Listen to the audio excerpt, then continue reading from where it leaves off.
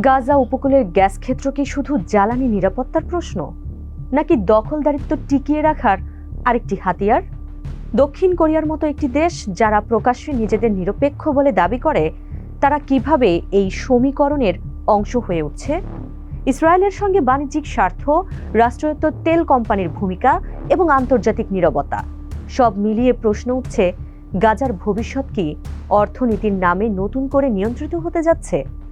Middle east মনিটরের প্রতিবেদনের আলোকে সেই প্রশ্নগুলোরই উত্তর খোঁজা হয়েছে। সঙ্গে আছি তামান্না খন্দকার।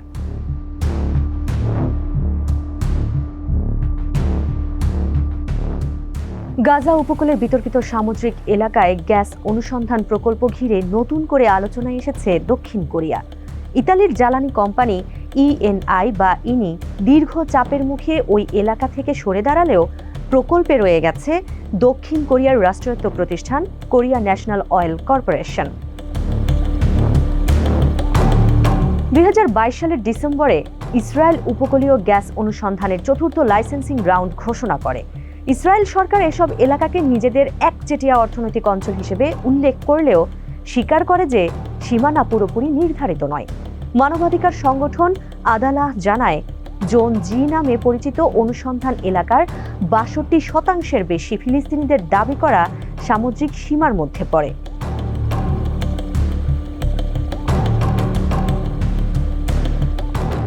এই জোনে ইনি নেতৃত্বাধীন কনসোর্টিয়াম দরপত্রে জয়ী হয় 2023 সালের অক্টোবরে। পরে নাগরিক সমাজের দীর্ঘ আন্দোলনের মুখে 2025 সালের ডিসেম্বরে ইনি জানায় তারা ভবিষ্যতে ওই এলাকায় আর যুক্ত থাকবে না। তবে কনসোর্টিয়ামের অন্য দুই অংশীদার ইসরায়েলের রেশিও পেট্রোলিয়াম এবং ডানা পেট্রোলিয়াম এখনও রয়ে গেছে। এরপর 2010 সালে দক্ষিণ কোরিয়ার রাষ্ট্রায়ত্ত নক অধিগ্রহণ করে ডানা পেট্রোলিয়াম।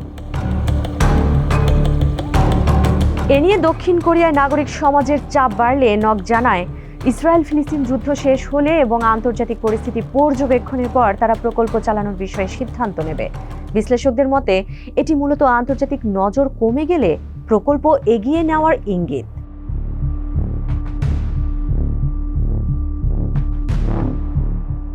বিশেষজ্ঞরা বলছেন, প্রাকৃতিক সম্পদ লুণ্ঠন বহু উন্নয়নশীল দেশের সমস্যা হলেও ফিলিস্তিনের ক্ষেত্রে এটি সরাসরি দখলদারিত্বকে শক্তিশালী করছে। ইতালির রাষ্ট্রায়ত্ত সম্প্রচার মাধ্যম RAI এক প্রতিবেদনে উল্লেখ করেছে, এসব সম্পদের ব্যবস্থাপনা দখলদারিত্বের অবসান নয়, বরং তা আরও সংহত করতে পারে। দক্ষিণ কোরিয়ার অবস্থান এক্ষেত্রে আরও স্পর্শকাতর। রাষ্ট্রায়ত্ত প্রতিষ্ঠানের সম্পৃক্ততার কারণে এটি কেবল কর্পোরেট নয়, রাষ্ট্রীয় দায়ের বিষয় হয়ে দাঁড়িয়েছে। যদিও দক্ষিণ কোরিয়া প্রকাশ্যে নিজেদের নিরপেক্ষ বলে দাবি করে, বাস্তবে তারা ফিলিস্তিনকে রাষ্ট্র হিসেবে স্বীকৃতি দেয় না এবং ইসরায়েলের সঙ্গে ঘনিষ্ঠ অর্থনৈতিক ও সামরিক সম্পর্ক বজায় রাখছে। 2022 সালে ইসরায়েলের সঙ্গে মুক্ত বাণিজ্য চুক্তি করা প্রথম এশীয় দেশও দক্ষিণ কোরিয়া।